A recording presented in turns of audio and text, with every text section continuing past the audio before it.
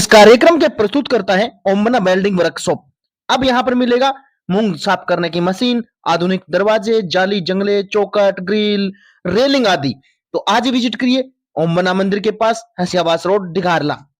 Dhaka mobile gallery and DJ sound. अब आसान किस्तों पर पाइए मोबाइल और इलेक्ट्रॉनिक सामान। तो आज ही विजिट कीजिए Dhaka mobile gallery and DJ sound, मुख्य बस स्टैंड सिद्धमुख।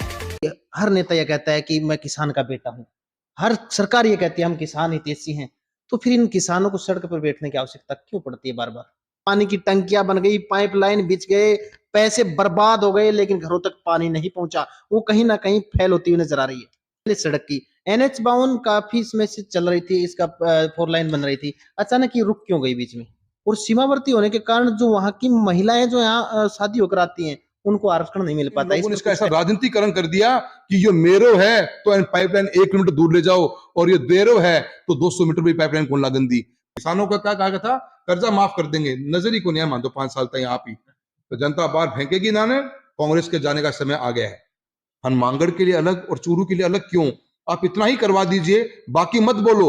बाकी किसान संगठन बहुत समझदार है, वो बोल लेगा, और दिल्ली की लड़ाई मुझे लड़नी, मैं अपना लड़ लूंगा, मुझे लड़नी है। आप ये कह रहे हो कि मैं तो जिस कांग्रेस में वो कांग्रेस, और जिसमें आपके नेता वो थे वो कांग्रेस में कांग्रेस आई नहीं थी, तो पत्थर लाके लाओ। डोटासरा जी आपके जो प्रदेश अध्यक्ष हैं, आपने बेवकूफ बनाने के अलावा और ये रेवड़ियां बांटकर बेरोजगार भत्ता देंगे। कभी कहा था कि राहुल गांधी ने भाषणों के अंदर कि 4 घंटे काम कराऊंगा, और वाले हेड से लेकर राजगढ़ की गोठिया बड़ी के अंदर 7 किलोमीटर बाई 7 किलोमीटर की DPR बनाई गई। नमस्कार, मैं जतन सिंह और आप देख रहे हैं चूरू झलक। जिस पल का आपको इंतजार था, जिस वक्त का आपको इंतजार था कि चूरू के युवा नेता, चूरू के युवा सांसद, लोकप्रिय नेता राहुल जी कसवा आपके सामने हाजिर होंगे। हम इनके कार्यकाल के बारे में बातचीत करेंगे कि दूसरी योजना में ये सांसद हैं, 9 साल का कार्यकाल हुआ है, और 9 साल के कार्यकाल में इन्होंने जनता के लिए क्या क्या कार्य किए हैं वो इनकी जुबान से हम सुनेंगे। और उसके बाद जनता के कुछ सवाल हैं मेरे पास, वो सवाल मैं इनके सामने रखूंगा। सांसद जी, सबसे पहले तो बहुत बहुत स्वागत है चूरू झलक पर आपका। धन्यवाद जी, आपका बहुत बहुत। सांसद महोदय जी, एक बात बताइए, जनता जानना चाहती है कि 9 साल के कार्यकाल में आपने जनता हित के लिए वो कौन से कार्य किए हैं जो आपकी नजर में अच्छे और जनता को कहीं ना कहीं फायदा है उससे? देखिए पत्रकार महोदय, आप बहुत यंग हैं, मैं आपको बधाई देना चाहता हूं कि आप बहुत अच्छा काम कर रहे हैं, और आज सोशल मीडिया के प्लेटफॉर्म को यूज करते हुए आप पब्लिक की बातें पब्लिक तक पहुंचाने के उन इश्यूज के ऊपर फोकस करते हैं। ये हम जैसे जो पॉलिटिशियंस हैं उनके लिए भी बहुत एक अच्छा अनुभव है, क्योंकि कई कई बार हमें भी ऐसे प्लेटफॉर्म नहीं मिल पाते जहाँ पे हमारी बात पब्लिक एट लार्ज तक पहुंचे। तो पहले तो मैं आपको बधाई देना चाहता हूँ। आप एक अच्छा काम कर रहे हैं, मैं काफी काम आपका देखा भी है। देखिए, सांसद का जो कार्य है वो हम कोशिश, हमारी जो टॉप मोस्ट चीज इंपॉर्टेंट रहती है वो है कि हम भारत सरकार की योजनाओं को हमारे डिस्ट्रिक्ट में लागू करें। हम कोई एग्जीक्यूटिंग बॉडी नहीं है, क्योंकि स्टेट गवर्नमेंट का ही काम एग्जीक्यूट करना पड़ता है। हम कोई प्रोजेक्ट लेके आएंगे तो एजेंसी जो काम करेगी वो स्टेट गवर्नमेंट की होगी, चाहे वो स्पोर्ट्स में हो। भारत सरकार का पास में लिमिटेड ही डिपार्टमेंट्स हैं, railways, banks, post office, passport, highways, जो नेशनल हाईवेज के हैं वो सब गवर्नमेंट ऑफ इंडिया संभालती है, पर बाकी सभी कामों को गवर्नमेंट ऑफ राजस्थान ही को एग्जीक्यूट करना होता है। तो मेरा डे 1 से फोकस ये रहता है कि जो भी गवर्नमेंट की स्कीम्स आए उन स्कीम्स का बेहतरीन इस्तेमाल या उपयोग या वो उनका निस्तारण मेरी कॉन्स्टिट्यूंसी में अच्छे तरीके से हो। मैं इस पर बहुत फोकस करता हूँ। हमने रेल कनेक्टिविटी में बेहतरीन काम किया है। रेलवे के अंदर हमने 2 चीजों पे काम किया, एक नई रेल चलाना और एक रेलवे के इंफ्रास्ट्रक्चर को मजबूत करना। अब इंफ्रा को कैसे मजबूत कर सकते हो आप, कि पूरी डिस्ट्रिक्ट की रेल लाइंस को आप इलेक्ट्रीफाई करा दो, तो हमारा हिंदुस्तान के साथ में हमारी कनेक्टिविटी भी इलेक्ट्रिफिकेशन पे हो गई, क्योंकि इंडिया का 50% ही हिस्सा इलेक्ट्रिफाइड था। प्रधानमंत्री मोदी जी का विजन था कि इसको हमें 100% पे करना है। जैसे ही मौका आया तो चूरू जिले की 703 किलोमीटर की ट्रैक लेंथ है, जो दिल्ली सादुलपुर से हनुमानगढ़, सादुलपुर से रेवाड़ी, जो भी आप पूरा मान लो, उसका हमने एक टेंडर निकाल के उस काम को एग्जीक्यूट करवाया। आज हनुमानगढ़ से रेवाड़ी जाने वाली हर ट्रेन को सादुलपुर स्टेशन पे आना पड़ता था, आके रिवर्सल करके जाना पड़ता था। हमने उसका एक बाईपास बनवाया है जो बहुत जल्द ऑपरेशनल हो जाएगा। कहाँ से शुरू होगा? अपना सूरतपुरा जो स्टेशन है उससे सीधा अपना रेवाड़ी स्टेशन पर एक बाईपास बनाया ना, अपना एक नया एक रेलवे ट्रैक बनाया नया, तो वो दोनों हनुमानगढ़ और रेवाड़ी के ट्रैक को जोड़ देगा। वो हमारा, मैं समझता हूँ, बहुत बेहतरीन है।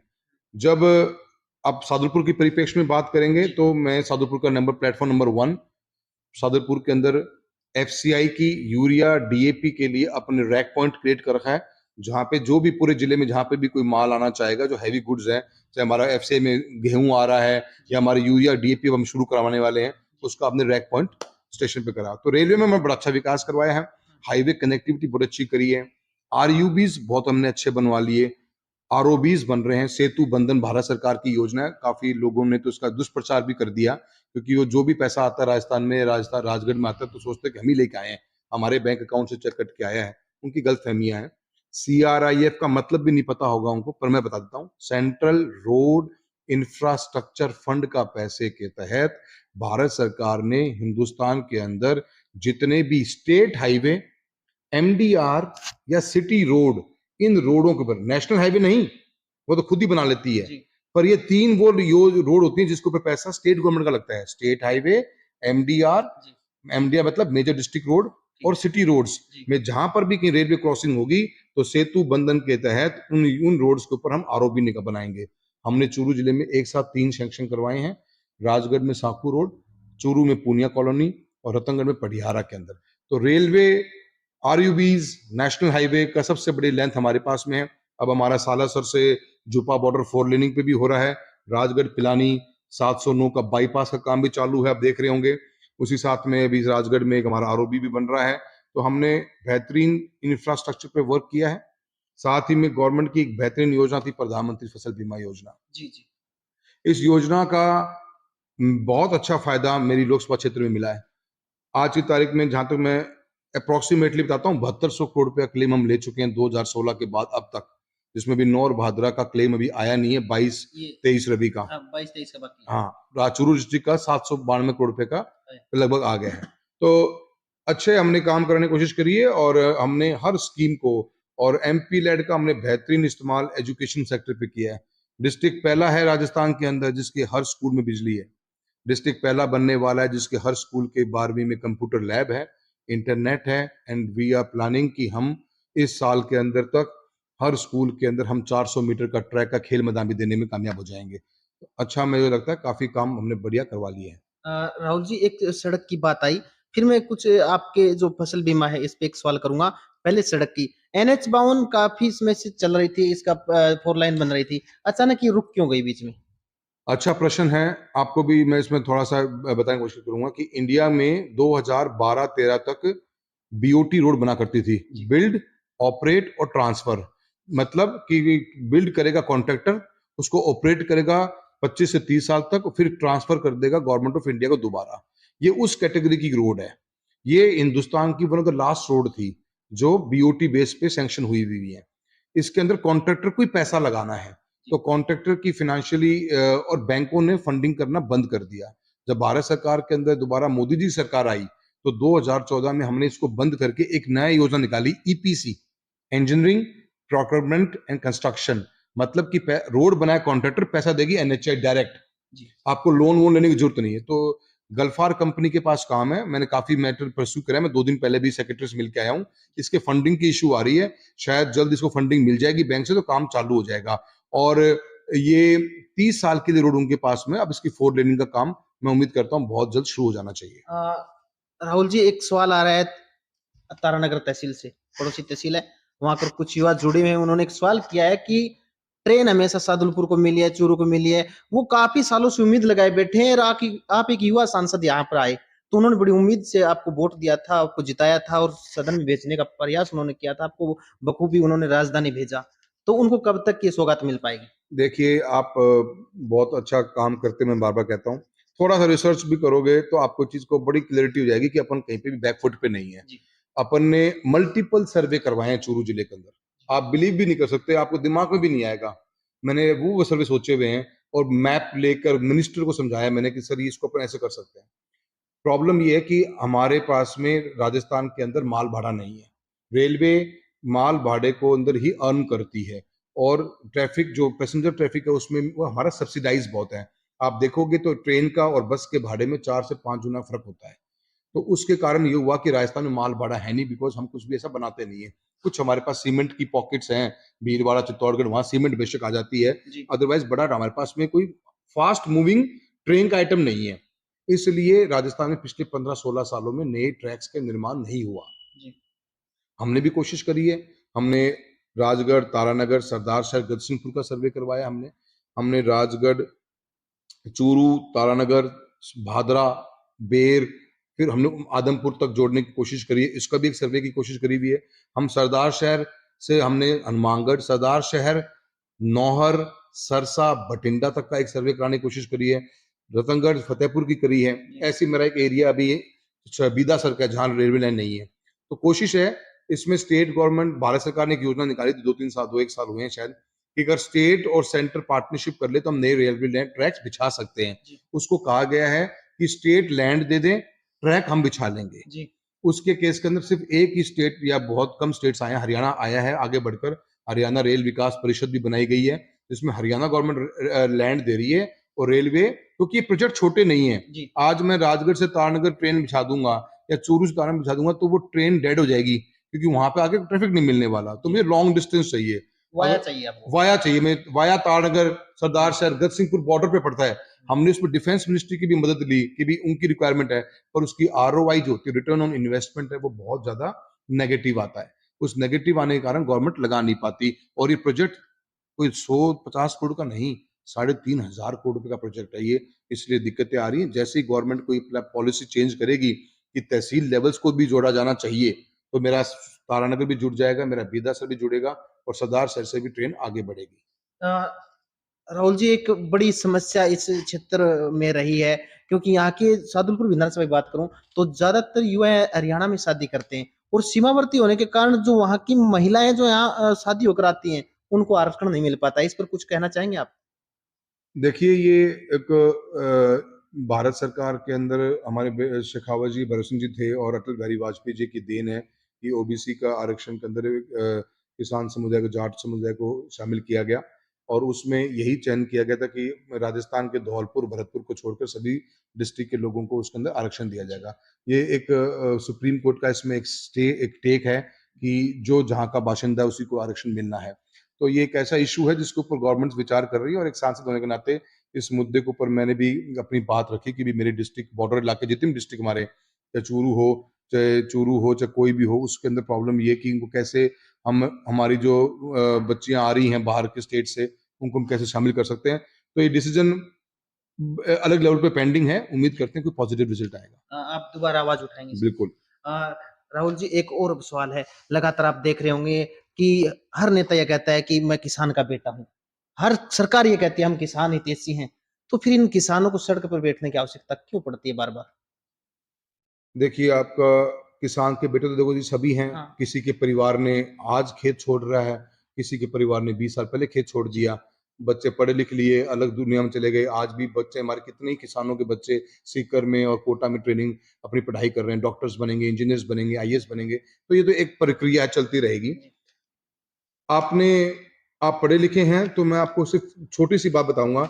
2021 के बीमा क्लेम को हम लेकर लड़ाई लड़ रहे हैं किसान। जी जी मेरा पार्ट है कि ये पॉलिसी मेरी भारत सरकार की है, जी पीएम द्वारा बनाई गई है, स्टेट को लागू करनी है, जी स्टेट को लागू करनी है। उसमें एक इशू है, ये है कि राजस्थान सरकार की स्टेट ने फैसला ले लिया कि भी चूरू जिले को हम बीमा क्लेम सैटेलाइट और क्रॉप कटिंग के अनुपात पे देंगे। जी ये राजस्थान सरकार की स्टेक का फैसला है। उस फैसला उन्होंने गलत लिया। हमने कई बार इस मुद्दे को उठाया, कलेक्टर और प्रशासन ने उस बात को माना नहीं। यही का ये मुद्दा हमारा हनुमानगढ़ का भी था।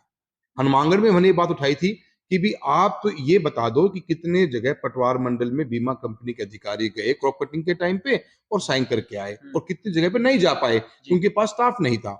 वो आंकड़ा जब हनुमानगढ़ तहसील के जिला कलेक्टर ने दिया हमको दिशा की मीटिंग में, और एक कॉपी भेजी स्टैक को, जो state level technical assessment committee है, तो राजस्थान की स्टैक ने फैसला बदल दिया। हनुमानगढ़ के लिए तो क्या बदला कि जहां पे साइन हुए हैं वहां तो बीमा क्लेम दो क्रॉप कटिंग से, जहां साइन नहीं हुए हैं वहां तो सैटेलाइट और उसके अनुपात में।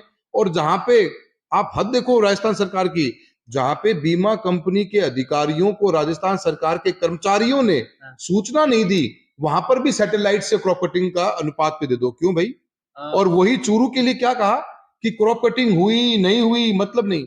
मेरे चूरू जिले के अंदर राजस्थान सरकार की आप मैं क्या तो बोलूं जी कि आपको, अगर आप थोड़ा सा उसमें पढ़ोगे और किसान संगठन के लोगों से समझोगे जी कि रतनगढ़, बीदासर और सुजानगढ़ जहां हमारा क्लेम कम आता है, हम्म, वहां पर भी क्रॉप कटिंग नहीं हुई, पर वहां पे बीमा कंपनी ने कोई आपत्ति नहीं लगाई और राजस्थान सरकार ने उसकी स्वीकार कर ली। जब चूरू के अंदर 99, चूरू तहसील की बात कर रहा हूं, 80 to 90% क्रॉप कटिंग पे साइन है, पर उसके बावजूद भी हमारे जो जिला प्रशासन के अधिकारी जो स्टैक की मीटिंग में गए, उन्होंने जाके आवाज तक नहीं उठाई और किसान को भुगतना पड़ा। आज किसान क्या कह रहा है, किसान संगठन भी लगे हुए हैं, मेरे पास भी आए, वो बिल्कुल। मुझे भी साथ लेके जयपुर गए, लोकल विधायक भी गए यहाँ से, तारनगर के, एक राजगढ़ साथ के, बैठ के मीटिंग की थी मीटिंग आपने? करी, कुछ नहीं बोल पाए। मैंने उनको मुंह पे कहा कि किसान साथियों, संगठन के लोग आप आए हुए हो, क्या ये मुद्दा भारत सरकार के पास पेंडिंग पड़ा हुआ है क्या, आज ही बता दो।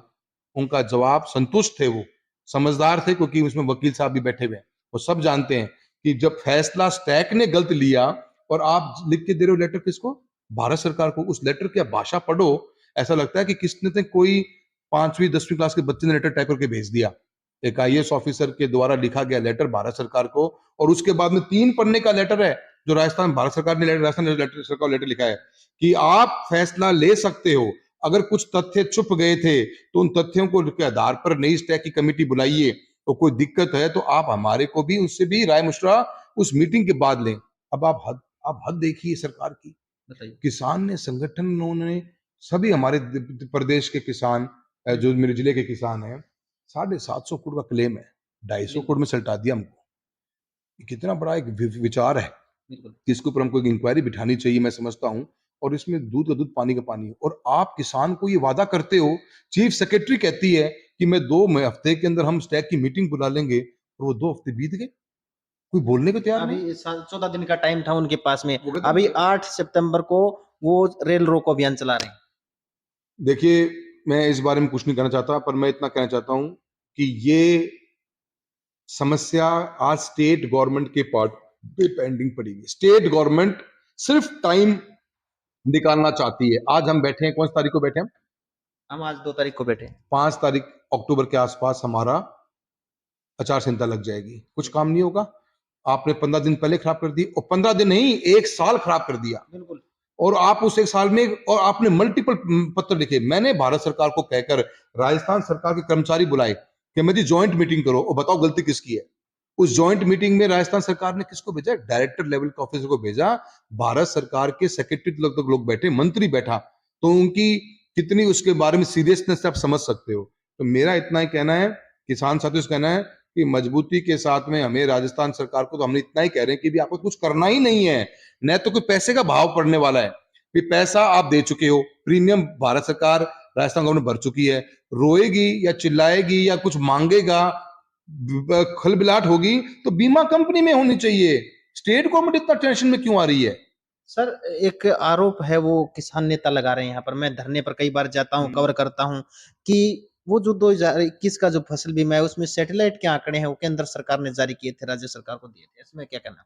देखिए, हम एक संघीय ढांचे में रहते हैं, पर मुझे नहीं लगता कि आज की तारीख में किसान संगठन इस बात को उठा भी रहे हैं क्या, मुझे नहीं लगता। कई बार नहीं नहीं, अब नहीं। मेरे जयपुर की मीटिंग के बाद में उन्होंने, मुझे नहीं लगता कि उन्होंने ये बात कभी कही भी है क्या। अगर मुझे नहीं, मेरा विश्वास है, मुझको अपने आप पे पूरा है, क्योंकि वो इस बात से सहमत है। ये पत्र भारत सरकार को राजस्थान सरकार ने लिखा कि जी हमें आंकड़े सही नहीं मिल पा रहे, इसलिए आप हमें सैटेलाइट के आंकड़े दो। लेटर कौन लिख रहा है? सैटेलाइट तो हमारी भारतीय सरकार संभालती है। जी, जी। ऐसा तो है नहीं कि दिल्ली की सरकार संभाल रही है, राजस्थान सरकार संभाल रही है, हरियाणा सरकार संभाल रही है। सैटेलाइट तो हमारा इसरो, जिसको हम प्राउड फील करते हैं, चंद्रयान 3 के सक्सेस के बाद में, तो वो तो गवर्नमेंट ऑफ इंडिया संभालेगी। तो लेटर तो आप लिख रहे हो और आप ही क्वेश्चन उठाते हो, ये क्या तरीका हुआ? नहीं, वो लेटर लिख के, आपको लेटर तो उन्होंने लिख दिया, बस लेकिन उसमें, उस लेटर में भारत सरकार ने सिर्फ आंकड़े दिए हैं, अपना फैसला नहीं दिया। उस आंकड़ों के आधार पर राजस्थान गवर्नमेंट ने फैसला लिया, स्टैक ने, कि भी हम सैटेलाइट और क्रॉप कटिंग के एवरेज के ऊपर पेमेंट देंगे। न तो लोकल विधायकों को कुछ पता है, न लोकल विधायकों को इसकी नॉलेज है। अगर लोकल विधायक, अगर आप स्पीच सुन लें विधानसभा में दिया हुआ, तो आपको समझ में आ जाएगा ये बोल क्या रहे हो। मैंने उनको एक बात कही थी उस दिन भी, राजनीति से ऊपर उठकर, क्योंकि किसान हित की बात थी। मैं कहा था, विधायक महोदय, मैंने तारनगर को भी कहा और राजगढ़ को भी कहा कि आप इतना ही इनसे पूछ लो कि एक स्टेट 2 फैसले कभी सुने हैं क्या आज तक? हनुमानगढ़ के लिए अलग और चूरू के लिए अलग क्यों? आप इतना ही करवा दीजिए, बाकी मत बोलो। बाकी किसान संगठन बहुत समझदार है, वो बोल लेगा, और दिल्ली की लड़ाई मुझे लड़नी, मैं अपना लड़ लूंगा, मुझे लड़नी आती है। वहां कोई कमी कम होने दूंगा नहीं। किसानों के हित के लिए इस सरकार की इस योजना का बेहतरीन फायदा मिला है। और ऐसा नहीं है कि ये कोई योजना सिर्फ चूरू के लागू हुई थी, ये योजना हिंदुस्तान के हर किसान के लिए है। 28 राज्य इसका पालन करते हैं और महाराष्ट्र जैसे स्टेट्स में नंबर 1 नंबर 2 भी लोग आते हैं, हमारा भी नंबर 2 नंबर 3 चलता है। सर 2022-23 का अभी रबी का बीमा आया है चूरू जिले में। खरीफ का आपत्ति लगी थी, वो आपत्ति हट चुकी है। तो इसका कैलकुलेशन हो चुका है या होना बाकी है? देखिए, खरीफ के अंदर 47 पटवार मंडलों की इशू था, उसमें 30 के ऊपर सहमति बन गई थी। 17 का एक इशू चल रहा है जो कलेक्टर महोदय का पेंडिंग पड़ा हुआ है। देखिए, ये सारे जो काम है कलेक्टर के यहाँ पे एक शिकायत निवारण की समिति बनी हुई है। कोई भी शिकायत है कलेक्टर को सल्टानी है, नहीं सल्टेगी स्टेट के पास जाएगी, स्टेट को नहीं समझ में आता सेंटर से बात करेगा, एनटेक जिसको हम बोलते हैं। एक सांसद होने के नाते मेरा फर्ज इतना ही है कि मेरे सेंट्रल गवर्नमेंट के पार्ट के ऊपर न पैसों की न कोई डॉक्यूमेंटेशन की पार्ट की। अभी एक बात कहता हूँ जिसको आपको पूछोगे भी नहीं, फिर मैं बताता हूँ। जी बताइए। 2016 के बाद जब ये योजना चालू हुई तो बैंकों को पोर्टल पे बैंकों ने बहुत गलत एंट्रियां करी। लोगों के बैंक में अलग अलग पोर्टल के पटवार मंडल अलग अलग दिखा दिए गए। ऐसे 72,000 से ऊपर किसानों का एक हमने, हमारे संदेश नायक जी कलेक्टर थे, हमने हर बैंक से मंगवा के वो डेटा इकट्ठा करवाया, पेन ड्राइव में डाल के दिया। भारत सरकार ने उन पटवार मंडलों की जहां पे एंट्री बैंकों ने गलत करी की एक कमेटी बनाई फाइनेंस मिनिस्ट्री को शामिल करते हुए, जिसमें फाइनेंस मिनिस्ट्री है, बैंक है, एग्रीकल्चर सेक्टर है, सब जो भी हमारे स्टेक होल्डर हैं सबको मिला के एक मीटिंग बुलाई है। और बहुत जल्द मैं उम्मीद करता हूं कि जिनके डॉक्यूमेंटेशन का पार्ट कंप्लीट सही था उन लोगों को क्लेम उनके क्रॉप कटिंग के हिसाब से मिलने का काम होगा। तो हमारा काम यही है। देखो जी, मैं कोई क्लेम नहीं करता जी। मैं 25 लाख लोगों की आवाज हूं दिल्ली के अंदर। जहां पर भी पॉलिसी के अंदर प्रॉब्लम है, जहां पर भी कोई फंड्स की प्रॉब्लम है, कोई स्कीम आ रही है, तो मैं एक सांसद के रूप में वहां खड़ा रहना चाहिए, मेरी सबसे बड़ी जिम्मेदारी है। और मैं गर्व अपना पे मैं खुश हूं इस बात से कि मैंने 9.5 साल में वो ऐसा एक भी मौका नहीं दिया जहां जरूरत थी जिले को वहां हम खड़े नहीं रहे। चाहे कोई भी सो, जिस दिन हम चूरू जिले का बेहतरीन खेल स्टेडियम का ट्रैक लेके आए थे, वो राजस्थान का पहला ट्रैक था। और आपको बता दूं पत्रकार महोदय, पूरे हिंदुस्तान में मात्र 5 हैं, 5 ट्रैक है तो सिर्फ 5 ही ट्रैक हैं। एक ही है राजस्थान में चूरू, वो एक हिसार में, एक दिल्ली में, एक कलकत्ता में, एक ग्वालियर में, जिनको ओलंपिक एसोसिएशन ऑफ जो वर्ल्ड की है, जो फ्रांस में बैठती है, उसने सर्टिफाई किया हुआ है। उसकी वेबसाइट पे नाम 5 नजर आएंगे। तो हम सोचते हैं बेहतरीन काम हो, लॉन्ग टर्म काम हो और जिले के लोगों को, किसानों को, हर वर्ग को उसका बेहतरीन फायदा मिले। एक मेरा एक छोटा सा सवाल है, क्योंकि यहाँ की जनता है वो नहर के मुद्दे को बातचीत करती है। मैं आमतौर पे गांव में चुनावी चर्चा रहती है तो हमेशा वो कहती रहती है कि यहाँ पर नहर नहीं है, पानी नहीं है पीने के लिए, यहाँ पर मतलब फसल है वो वीरानी होती है। कहीं ना कहीं इस क्षेत्र को नहर मिल जाए तो यहाँ का किसान है वो उपज पैदा करके कहीं ना कहीं मजबूत स्थिति में मिल जाए। इस बारे में आपका क्या कहना है? देखिए, मेरा बहुत हम इन 75 साल की आजादी में एक लेवल ऑफ डेवलपमेंट हम ले चुके हैं।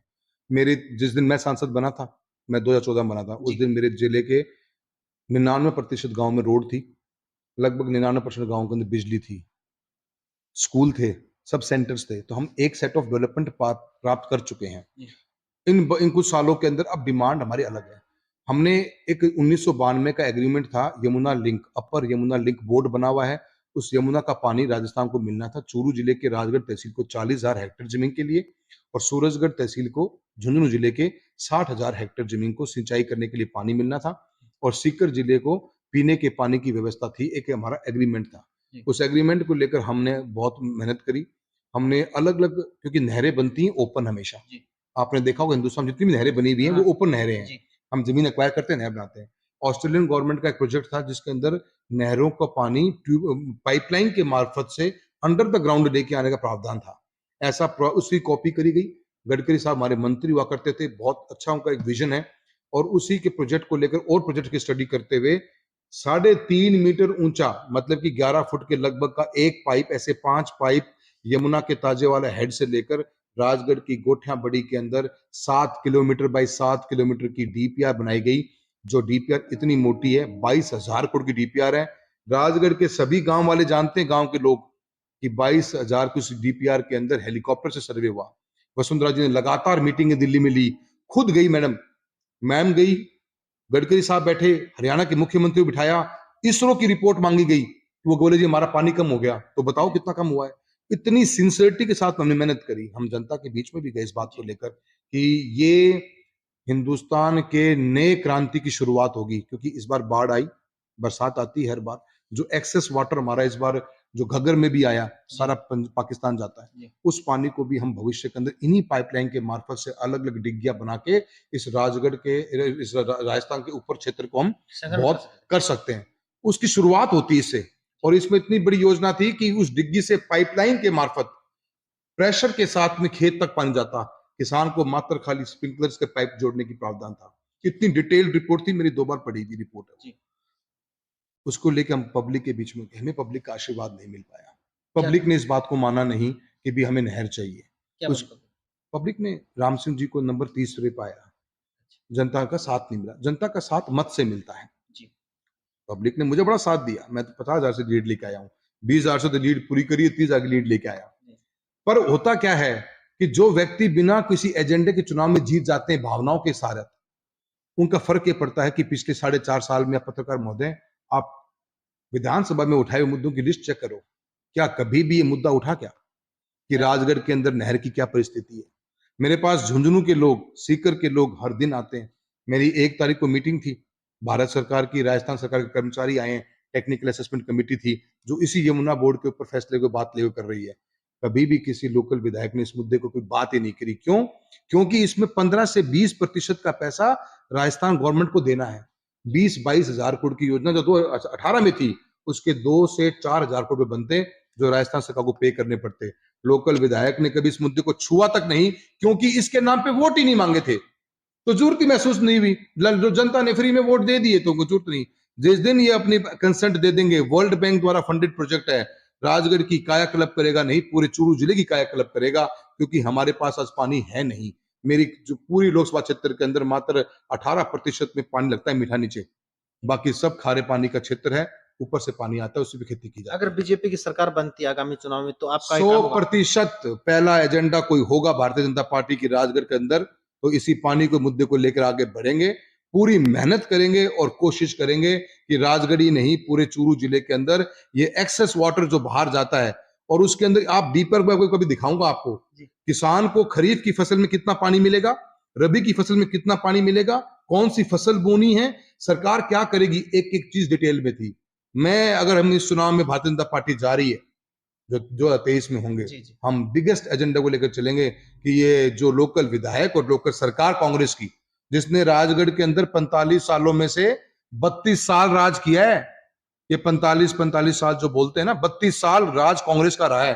पत्रकार महोदय, आप थोड़ी सी होमवर्क करके जाना पब्लिक के बीच में। बिल्कुल मैं होमवर्क करके जाऊंगा। जो आप 32 साल का राज बता रहे हैं, अभी मैं बताऊं आपका विपक्ष लिख रहा है कि 40 साल ब्राह्म 4 साल, तो इसको क्या कहेंगे फिर आप?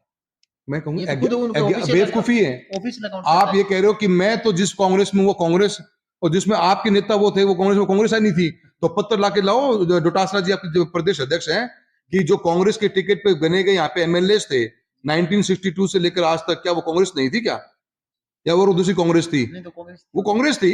यहाँ तो बसपा 5 साल रही है, बीजेपी 5 साल रही है, निर्दलीय 5 साल रहे हैं, और 1.5 साल बीजेपी के सांसद के राम सिंह जी विधायक बने थे 98 के अंदर। इसके बियॉन्ड तो सब कुछ कांग्रेस ही रही है। आज आपने खुद ने कह दिया कि वो कांग्रेस नहीं, मैं ही कांग्रेस हूं, तो आप अपने नाम लिखा लो कांग्रेस में। तो फिर एक मेरा आखिरी सा सवाल है ये कि केंद्र सरकार की एक योजना यहाँ पर आई कि हर घर नल, वो मैं अभी चुनावी चर्चा करता हूँ, गांव में जाता हूँ, तो ऐसे गांव की हालात है साहब, पानी की टंकियां बन गई, पाइपलाइन बिछ गए, पैसे बर्बाद हो गए, लेकिन घरों तक पानी नहीं पहुंचा, वो कहीं ना कहीं फेल होती हुई नजर आ रही है। देखिए, भारत सरकार ने, देश के प्रधानमंत्री महोदय ने 2019 में एक योजना निकाली, पिछले 2014 में निकाली थी, दीनदयाल उपाध्याय ग्रामीण ज्योति योजना, बाद में बनी सौभाग्य योजना, कि हर घर तक 2022 तक, जब देश आजादी की 75वीं वर्षगांठ मना रहा होगा, रोशनी पहुंचाएंगे। हमारे यहाँ पे चूरू जिले में 2000, उस मेरे पहले कार्यकाल में 18,000 सुपर कनेक्शन हुए, और आज इस 5 सालों में बीजेपी की गवर्नमेंट दिल्ली में जरूर थी, पर राजस्थान में थी नहीं। एक भी कनेक्शन दीनदयाल उपाध्याय में और सौभाग्य में राजस्थान के अंदर कांग्रेस गवर्नमेंट में किया हो तो बता दो मुझे, नंबर 1। और पूरे हिंदुस्तान का एकमात्र स्टेट राजस्थान है जिसके पास धानियों में बैठे हुए व्यक्ति को रोशनी देने की कोई योजना ही नहीं है। तो अब बताता हूं मैं, ऐसे ही एक पानी पे योजना के ऊपर गवर्नमेंट ने प्रोग्राम बनाया कि हम 2024 तक हर घर के अंदर जल, हर घर में नहीं, 90% घरों में जल से नल देंगे। नल से जल देंगे, सॉरी, जी। उसका एक योजना बनाई। स्टेट की सेंटर की पार्टनरशिप की योजना थी। हर स्टेट को ऑफर दे दी गई कि ओपनिंग बैलेंस दे दिया आपको, जी। आप अपना काम स्टार्ट करो और हम आपको फंडिंग देंगे। जी। डिस्ट्रिक्ट एक्शन प्लान बनाना था, उसको सांसद की कमेटी के अंदर शामिल होने थे। ये इतने ज्यादा छोटी सोच के लोग हैं कि टेंडर तो होता है पहले और डिस्ट्रिक्ट एक्शन प्लान पे साइन होते हैं बाद में। एक्शन प्लान नहीं बना, पहले टेंडर करा दिए गए। राजगढ़, सुजानगढ़, रतनगढ़ के जी। टेंडर करा दिए गए। राजगढ़ के अंदर बुंगी परियोजना का पानी आ रहा है, जो 2017-18 के अंदर बीजेपी की सरकार के अंदर वसुंधरा जी द्वारा दिया गया। लोग भ्रमित करने की कोशिश तो बहुत करते हैं भाई साहब, पर मैं उनको बता दूं कि ये वसुंधरा जी की 450 करोड़ की योजना थी कि पीएसपी के माध्यम से गांव में पीने का पानी दिया जाएगा। और इस जल जीवन मिशन के अंदर ये चीज थी कि हम इस पीएसपी को हटाकर घर घर नल दे देंगे, पर साथ में जो हमारी एसएलआर होती है, सेकंड लेवल रिजर्वर, उसको हमें बढ़ाना पड़ेगा क्योंकि हमें टूटी का पानी घर घर तक देना है। वो रिजर्वर 19 बनने थे, आज 3 साल हो गए, 2 ही बने हैं। पैसा भारत सरकार दे सकती 50%, पर एग्जीक्यूटिंग बॉडी, काम को करने की क्षमता स्टेट गवर्नमेंट के अधिकारियों की है। लापरवाही उस हद तक है कि उस कॉन्ट्रैक्टर के खिलाफ में कोई एक्शन नहीं है। पता नहीं कौन बचा रहा है उसको, वो किसके घर का सदस्य है, हमें समझ में नहीं आ रहा। आप समय समय भ्रष्टाचार के आरोप भी लगाते रहे इसमें। मेरे तो पार्लियामेंट के अंदर स्टेट मुद्दा है।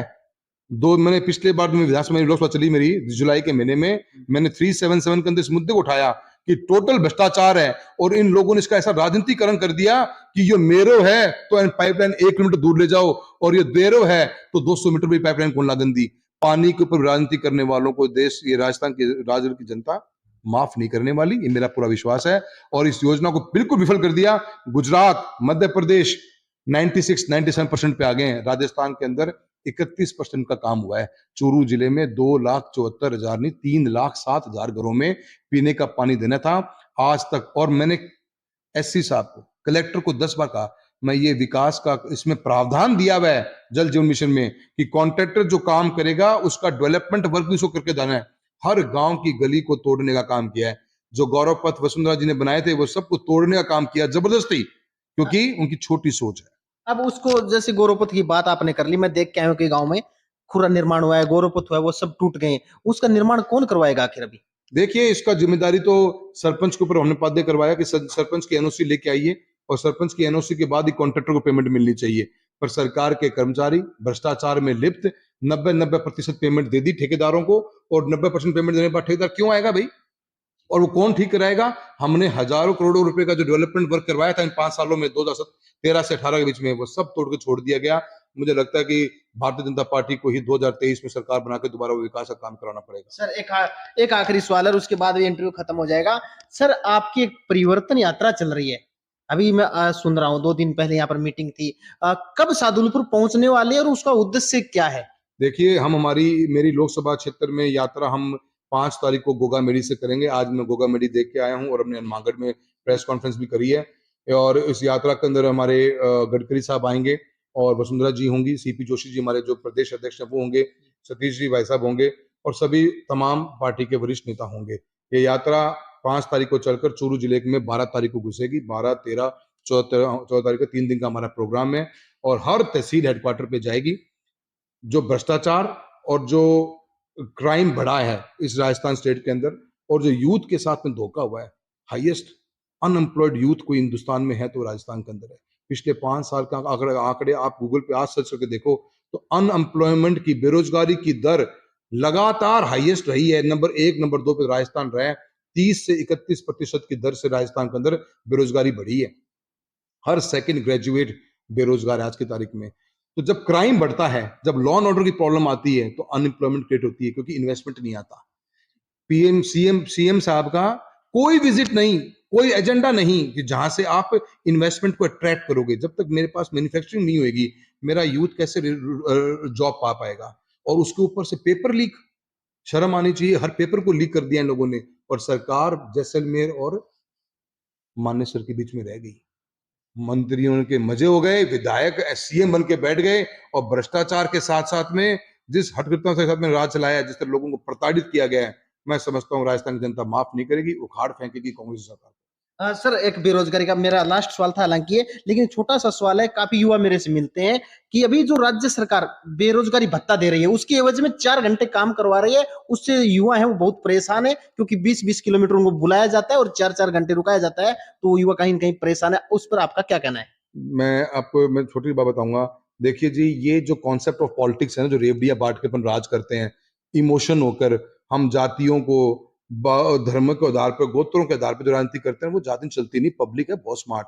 35 साल से कम उम्र के अपनी कॉन्स्टिट्यूएंसी की बता देता हूँ, करीब-करीब 52 से 54% लोग हैं, जो इतने वेल इन्फॉर्म्ड हैं। मेरे कमेंट्स पढ़ाता हूँ मैं कभी-कभी, तो मैं शॉक हो जाता हूँ कि मेरा यूथ कितना एजुकेटेड हो चुका है, कितना नॉलेज रखता है। आप जैसे लोग आज गांव-गांव से जाके एक-एक व्यक्ति की रिपोर्ट लेके आते हो, आपको सब पता है।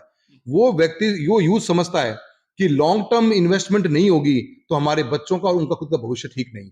और ये रेवड़ियाँ बाँट के जो राज करने का तरीका है ना, मैं आपको एक छोटा-सा आंकड़ा देता हूँ। अभी गवर्नमेंट ऑफ इंडिया ने जो आंकड़ा पेश किया पार्लियामेंट के अंदर, 2018 के उनके अंदर इलेक्शन होने के बाद में 2019 में राजस्थान का 3,10,000 करोड़ के लगभग एक्सपेंडिचर एक्स्ट्रा था, बजट का 3,10,000 करोड़ का। जी।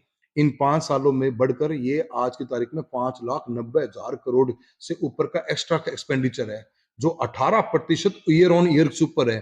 पूरे इंडिया का हाईएस्ट है। आपने पैसा उठा लिया, किसका उठाया है? आपके बैंक में पैसा था क्या?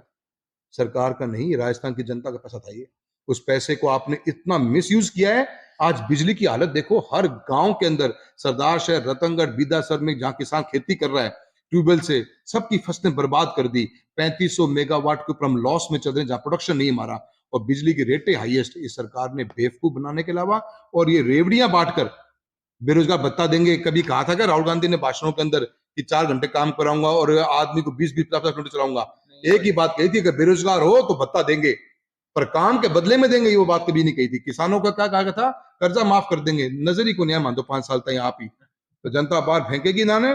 कांग्रेस के जाने का समय आ गया है। ये थे हमारे साथ चूरू के युवा सांसद राहुल जी कसवा।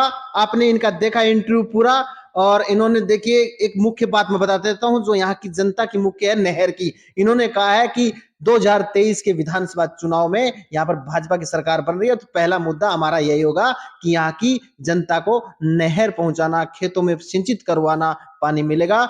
लगातार ऐसे ही एक्सक्लूसिव इंटरव्यू देखने के लिए चूरू झलक पर बने रहिए। नमस्कार, जय हिंद, जय भारत।